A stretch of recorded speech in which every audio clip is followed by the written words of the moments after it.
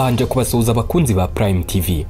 Muri iyi minsi isi yose irimo guhangana n'icyorezo cyitwa coronavirus. Iki ni icyorezo gihangayikishije isi muri rusange. Iki cyorezo kimaze kugera mu bihugu byinshi cyane byo ku isi, gusa ibihugu biri imbere mu kugira abantu benshi banduye iki cyorezo ndetse n'abahitanywe nacyo harimo Ubushinwa, Ubutaliyani ndetse na Irani. Ubundi iki cyorezo cyagaragaye bwa mbere mu gihugu cy'Ubushinwa mu mpera z'umwaka ushize w'ibihumbi 2019 mu mujyi wa Wuhan, ubundi usanzwe utuwe n'abantu miliyoni 11. Bwa mbere iki cyorezo cyagaragaye mu isoko ry'amatungo riherereye muri uyu mujyi wa Wuhan. Abaganga benshi n'abahanga mu by'ubuzima bemeza ko yavuye ku nyamaswa. Ubundi virusi ni utunyabuzima tudashobora kuboneshwa aya maso yacu. Ni utunyabuzima dushobora kuba mu nyamaswa z'inyagasozi ndetse n'izo mu ngo, ndetse tukaba twaba no mu mibiri y'abantu, ndetse abantu nabo bakagenda baduhererekanya. Muri rusange iyi virusi ya corona ifata mu nzira z'ubuhumekero. Umuntu uyanduye ashobora kuguhumekera iruhande, gukorora, kugukoraho, ndetse uramutse unakoze no mu matembabuzi ye nk'amacancwe ndetse n'andi, ushobora guhita wandura iyi virusi.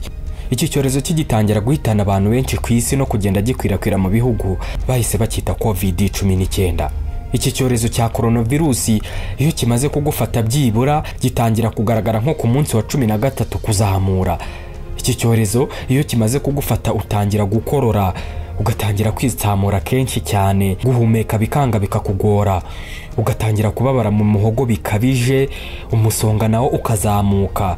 Iyangirika ry'ibihari gakurikiraho, virusi igatangira gukwirakwira mu mubiri wose, impyiko zikananirwa gukora, bigatuma n'umutima utera nabi, unanirwa gukora neza, ubwo umuntu akaba ashizemo umwuka.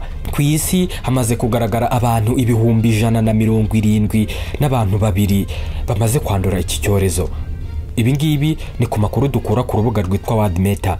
Iki cyorezo kikaba kimaze guhitana abantu 6,000 n'abantu 523 mu bihugu bigiye bitandukanye ku isi. Tariki ya 14 z'ukwa gatatu 2020 nibwo Minisiteri y'Ubuzima Minisante yemeje ko u Rwanda rwabonye umuntu wa mbere ku butaka bwarwo wanduye iki cyorezo cya coronavirus. Uyu muntu wa mbere wasanzwemo iki cyorezo ngo ni umuhinde wari warageze mu Rwanda tariki y'umunani Werurwe 2020. Yahageze nta bimenyetso agaragaza, gusa kuri tariki 13 Werurwe 2020 nibwo yasabye ubufasha abavuzi. Bamusuzumye bamusangamo iki cyorezo cya coronavirus. Mu itangazo Minisiteri y'Ubuzima yanyujije kuri Twitter ryemezaga ko iyi virusi yageze mu Rwanda. Iyi minisiteri yasabye abanyarwanda gukaraba intoki kenshi gashoboka, kandi basabwa kwirinda kujya mu mahuriro y'abantu benshi. Bavuga ko uramutse ugize ikibazo cy'ubuzima cyangwa se ibimenyetso bya coronavirus, ugomba guhamagara 114. Muri iki kiganiro up to date ngiye kubagezaho ingamba ugomba kwitaho mu kwirinda iyi virusi. Ugomba gukaraba intoki buri gihe n'isabune nyinshi kandi n'amazi meza. Ukagomba guharana umuti wabugenewe wica mikrobe mu ntoki mu gihe udafite amazi n'isabune hafi yawe. Ukirinda kwikora ku mazuru, mu maso cyangwa se ku munwa mu gihe ufite intoki zisa nabi. Ukirinda kandi kwegera umuntu ukekaho ko afite ibicurane cyangwa se yitsamura bidasanzwe. Ukirinda kumwegera nturenge muri metero 1 hagati yawe nawe. Ukirinda kandi indamukanyo za hato na hato zo guhuza intoki. Kandi niba wumva urwaye utameze neza, wumva wikeka iyi ndwara, ukihutira kujya kwa muganga, kandi ukirinda kujya mu bantu benshi cyane ngo utabanduza. Perezida Paul Kagame yinjiye mu bukangurambaga bwa OMS. Ubu bukangurambaga bwiswe Safe Hands Challenge. Umukuru w'igihugu cy'u Rwanda Paul Kagame yagaragaje ko ashyigikiye OMS mu gushishikariza abaturage ku isi yose gukora isuku y'ibiganza, bakaraba intoki n'amazi meza kandi n'isabune nyinshi. Ibi ngibi yabikoze mu mashusho yanyujije kuri urubuga rwa Twitter kuri 15 Werurwe 2020. I'm joining the World Health Organization's Safe Hands Challenge. Hand washing is one of the most effective ways of preventing the spread of coronavirus.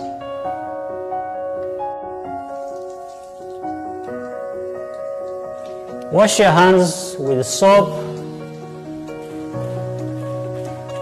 and water for at least 40 to 60 seconds.